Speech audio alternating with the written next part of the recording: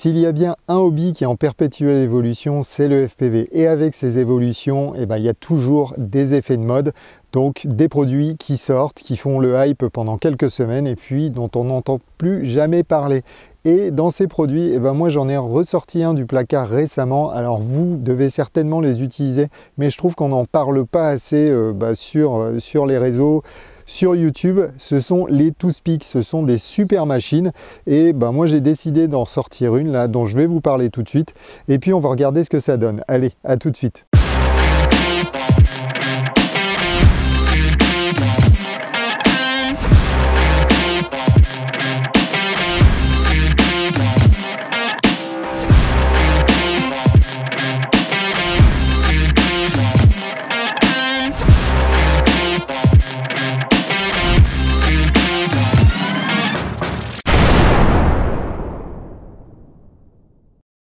Salut les amis, c'est Stéphane, j'espère que vous allez bien, ça me fait très plaisir de vous retrouver sur la chaîne. Alors aujourd'hui, on va parler Toothpick, on va parler de ces petites machines qui sont finalement tombées dans l'oubli, je trouve. Les constructeurs en fait sortent beaucoup de machines. Alors maintenant, ils font des Toothpick de 5 pouces, puisqu'ils ont extrapolé un petit peu le concept et puis ils l'ont agrandi pour obtenir des machines de moins de 250 grammes. Mais ces machines-là, quoi qu'il arrive, elles pèsent moins de 250 grammes et elles sont très fun à faire voler. Moi, il était sur une étagère en train de prendre la poussière et je me suis dit pourquoi pas le ressortir. Alors du coup, je l'ai un petit peu révisé entre guillemets parce que c'est un drone qui a que 6 mois. Alors à la base, au niveau du châssis, je l'ai entièrement construit celui-là. C'est un châssis de chez Lethal Conception, c'est le QR-Dent, donc cure-dent. Mais ça s'écrit QR Dent. Donc voilà, c'est une très bonne machine. Moi, je trouve que c'est un très bon châssis. Malheureusement, Lethal Conception ne le produit plus. Alors, je ne sais pas si c'est parce qu'il n'a pas eu de succès ou si c'est pour des raisons de coût de fabrication. Mais voilà, je trouve que c'est une super machine. Alors, je pense que vous pouvez vous en refaire un si vous regardez sur DFR, il y a des pièces détachées. Maintenant, rien ne vous interdit aussi d'aller harceler la page Facebook de Lethal Conception pour leur demander de reproduire ce drone parce que c'est vraiment une très bonne machine, c'est bien conçu.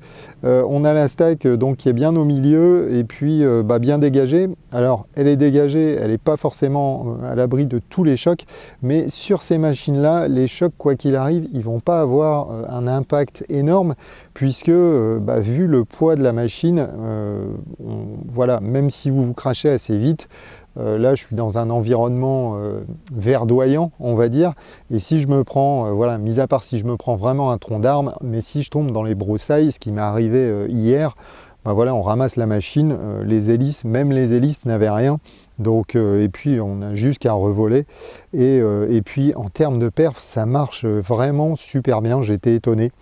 Ça grimpe aux arbres. La seule chose que j'ai modifié aussi, c'est que j'ai changé la caméra. J'ai mis une Cadix Ant. Donc c'est une caméra qui est sortie il n'y a pas très longtemps. J'avais une caméra qui était de qualité inférieure. Donc celle-ci, en fait, elle a 1200 lignes TV. Donc un peu plus de résolution. Alors on est en analogique, on ne va pas avoir un DJI HD. Est-ce qu'il y a possibilité de mettre du DJI là-dessus ? C'est possible, peut-être avec la stack ici et puis peut-être en déshabillant justement une Cadix Vista. Je pense qu'il y a possibilité de le faire. Et puis que dire, que j'ai mis aussi, j'ai imprimé un petit support en TPU. Donc pour installer l'Insta360 Go 2. Donc on va voir un petit peu ce que ça donne aussi en termes de qualité d'image.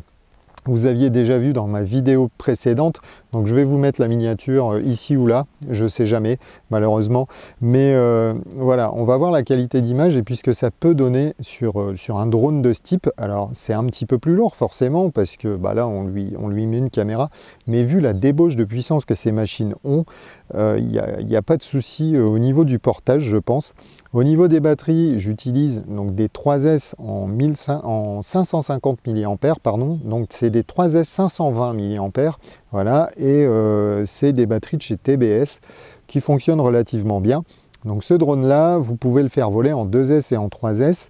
Le KV des moteurs, alors là, c'est des 1103 en 8022 kV, ils sont précis. Et je ne sais pas s'ils sortent encore ces moteurs, mais c'est des pyrodrones. Je les ai depuis un moment. Mais bon, voilà, il m'apporte beaucoup de satisfaction, j'ai pas de soucis. Et puis, donc vous pouvez voler en 2S, si vous voulez du vol un petit peu plus cool, et en 3S. Et puis ce que j'ai fait aussi, c'est que j'ai recopié donc les PIDs de chez UAVtech, comme d'habitude. Je suis allé sur le site du UAVtech, j'ai pris les presets, je les ai un petit peu calmés par rapport à ce qui est donné. Et puis, ma foi, ça vole pas mal. J'ai pas des débattements de fou non plus, mais ça va bien. Voilà. Alors pour faire de la race, de s'entraîner à la race, je pense aussi que c'est une super solution. Au niveau de l'autonomie de vol, on va être sur, alors suivant bien sûr votre consommation au niveau de la manette de gaz. Moi j'arrive à toucher sans problème les 3 minutes. Si je vole comme un fou, là je vais faire 2 minutes 30. Mais voilà, encore une fois, c'est une machine qui a des bonnes perfs.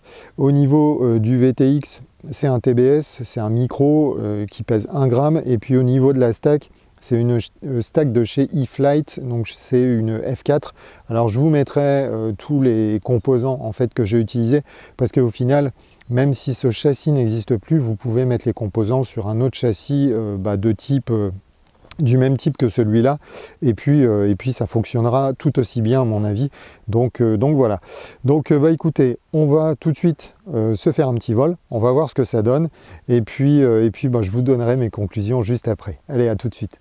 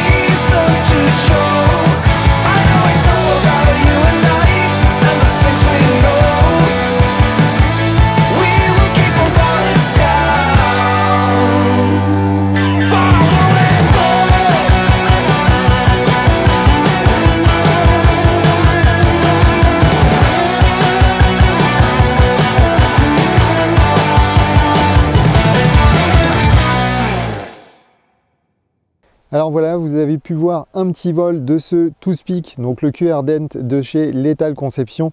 Donc vous voyez que c'est vraiment des super machines et qu'il ne faut pas les garder finalement au fond de son placard, au fond d'un tiroir. Sortez-les, faites-les voler parce que voilà, c'est des super drones. Il y a plein d'avantages à ces machines. Déjà d'une, elles prennent 0 place, donc vous pouvez les glisser dans votre sac sans souci. Et puis partir au travail avec, et puis pendant la pause déjeuner, si vous avez moyen de vous éloigner un peu de votre entreprise et puis aller vous faire des vols entre guillemets à la campagne, ça peut être sympa. Après, c'est un super combo avec cette caméra, l'Insta360 Go 2, ça marche vraiment bien. Alors effectivement, cette caméra, elle est assez chère, mais maintenant, en fait, si vous crachez, il y a moins de risques qu'avec la première génération, parce que d'une, vous pouvez changer la lentille. Donc ça, c'est quand même avantageux. Et puis moi, j'ai fait un petit support TPU qui bloque la caméra complètement. Et il n'y a pas de problème, elle tient vraiment bien, il n'y a pas de souci. Et puis voilà, j'ai mis un petit angle, donc ça marche sans problème. Au niveau des réglages de Betaflight, je voulais y revenir. Moi, je n'ai pas activé le Bidirectional D-Shot. J'ai pas trouvé que c'était nécessaire, j'ai fait un essai et je me suis dit que ça volait très bien comme ça. En plus, le SC, il est sur BLLI S et sur BLLI S, c'est pas natif le Bidirectional D-Shot. Il faut faire des manips, installer des nouveaux softwares, quelquefois payants. Quelquefois, il y en a qui sont pas payants, mais c'est un peu plus compliqué. Donc voilà, là, il n'y avait vraiment pas nécessité d'installer. Et puis une évolution aussi que je trouve sympa, c'est au niveau de la caméra que j'ai changé pour la Cadix Ant. C'est vraiment une caméra déjà qui est toute petite et puis qui apporte quand même une image relativement sympa. Alors on n'est pas sur un DJI FPV bien sûr, mais on est sur de l'analogique. Mais franchement, en termes de qualité par rapport à celle que j'avais avant, qui était aussi une Cadix, je trouve que voilà, il y a quand même une belle progression là-dessus. Et puis après, mettre un DJI FPV sur ce drone, je trouve que ça l'alourdirait vraiment. Et puis on perdrait un petit peu forcément le côté fun de la machine. Donc écoutez, voilà, c'est un petit peu la conclusion. Je vous ai pas dit. Il y a aussi un Crossfire là-dessus, j'ai mis un Crossfire parce que le récepteur il pèse rien du tout. Donc je me suis dit pourquoi pas mettre un Crossfire. Et puis voilà, donc c'est vraiment une machine excellente. Donc les Toothpick, si vous en avez, n'hésitez pas à les sortir de votre tiroir parce que ça vaut vraiment le coup. Alors je voulais faire une autre parenthèse, c'est au niveau de Banggood. Si vous ne le savez pas, j'ai un petit groupe Facebook qui s'appelle Banggood France Drone FPV Promo. C'est un groupe sur lequel je mets des promotions Banggood. Voilà, quand il y a des petites promos, alors en général, j'essaye de mettre à jour le vendredi, le samedi. Samedi dernier, je ne l'ai pas fait, j'étais en déplacement, donc c'était un petit peu compliqué. Mais je mets régulièrement des petites promos qui arrivent sur Banggood et puis qui sont intéressantes, qui valent la peine. Je mets en général des promos qui sont liées au FPV, bien sûr. Et puis, s'il n'y a pas de promo, en dessous, dans la description, vous trouverez un petit lien sur lequel vous pourrez cliquer. Ça vous emmènera sur un produit Banggood. Donc c'est un produit lambda en fait, mais derrière, ce que vous pourrez faire, c'est aller cliquer sur ce lien et puis faire vos achats sans mettre ce produit dans le panier. Mais en tout cas, le fait de cliquer sur ce lien, ça va vous rattacher en fait à mes promos. Et du coup, ça me permettra de bénéficier d'une petite commission qui aidera la chaîne, voilà, et puis m'aidera à vous faire des vidéos de qualité. Alors j'aime pas trop tout le temps dire ça, j'aime pas trop non plus vous dire de tout le temps mettre des pouces aux vidéos, mais voilà, c'est ce qui pousse aussi l'algorithme de YouTube à placer mes vidéos et puis à faire un petit peu progresser la communauté, à me faire connaître, et puis bien sûr à faire connaître le FPV. Pour que justement cette discipline, moi j'essaye que cette discipline soit pratiquée dans les meilleures conditions possibles parce que en général, c'est compliqué quand on débute. Quand on est seul, on a beaucoup de mal et j'ai énormément de questions d'abonnés qui me demandent comment on fait ci, comment on fait ça. Et j'essaye de vous aider au maximum. Donc écoutez, n'hésitez pas en tout cas à mettre des commentaires si vous avez des questions, même si vous avez des questions sur ces machines. N'hésitez pas aussi à m'envoyer un petit message, un petit mail si vous voulez. Et puis je me ferai un plaisir d'y répondre en tout cas. Donc on va passer à la partie suivante, à savoir les réponses aux questions de la vidéo précédente. Donc on va voir ça tout de suite. Alors, au niveau des commentaires de la vidéo précédente, donc qui était sur la caméra GoPro Hero 9 et puis son objectif max, on a quelques commentaires. Alors, il y en a 6, donc ça va aller vite, c'est cool.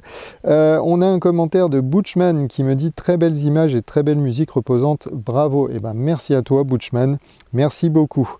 Richie Hayabusa qui nous dit beau terrain de jeu, bon week-end à toi. Merci beaucoup Richie et bon week-end à toi aussi pour celui qui arrive bien sûr. On a Philong Tran qui nous dit salut, oui le spot est super tranquille avec quelques gates, ce qui serait bien mais ça prend énormément de temps, c'est de comparer la GoPro 6 plus Real Steady, la SMO 4K, l'Insta Go 2 et la GoPro 9 Lens plus, voilà, toutes les caméras en fait, en gros un comparatif avec toutes les caméras. Alors ouais, c'est une super idée, mais comme tu le dis, ça prend énormément de temps. Ce que j'avais expliqué, c'est que la stabilisation Real Steady, moi, alors j'aime bien, je l'utilise aussi hein, avec une GoPro Hero 6, c'est sympa. Mais en fait, voilà, je trouve qu'il y a des applications différentes pour chaque truc et voilà, comparer Real Steady peut-être avec la GoPro Hero 9 et puis son objectif max, je ne sais pas si ça va être super parce que le problème c'est que Real Steady, lui, va cropper dans l'image. Alors la stab de Real Steady, enfin la mise à l'horizon de Real Steady, elle est très bien, elle est très sympa.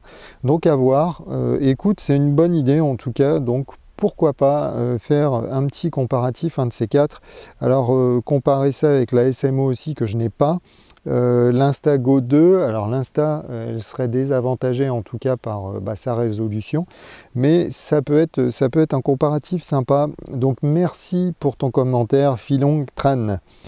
Ensuite, on a Eric Pelachou. Alors, ce nom me dit quelque chose. Toi, tu commentes assez souvent sur la chaîne. Merci à toi, Eric, en tout cas, de faire des commentaires. Bonjour, Steph. Encore de belles images avec les GoPro. Original et sympa. La suite des 3/4 de la vidéo, de répondre et de commenter les messages. Pas de souci pour mon embrun qui est plutôt tourné vers mon métier. À bientôt et bon week-end. Alors, merci Eric pour ton commentaire et puis merci d'apprécier justement cette partie où je réponds en direct à vos commentaires, c'est sympa.